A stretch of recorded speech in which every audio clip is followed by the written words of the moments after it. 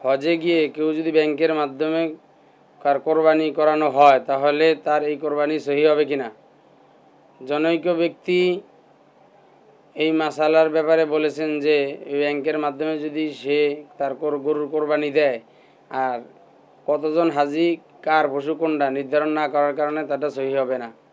প্রশ্নকৃত মাসালার উত্তর হলো, সৌদি আরব সরকারের মাধ্যমে যেই ব্যাংকের মাধ্যমে হাজিদের কোরবানিগুলো দেওয়া হয় সেগুলো যতজন হাজি ওই পরিমাণ ওই কয়টা পশু ক্রয় করে তাদের নামে জবাই করে দেওয়া হয়। তো সেই হিসাবে এখানে কোনটা কার পশু নির্ধারণ করা আবশ্যক নয়, বরং যতজন হাজি ততটা পশু হওয়া আবশ্যক। তো সেই হিসাবে সৌদি সরকার ব্যাংকের মাধ্যমে যেই পশুগুলো হাজিদের জন্য কোরবানি করে ওগুলা সহি আছে, এতে কোনো সমস্যা নাই। কিন্তু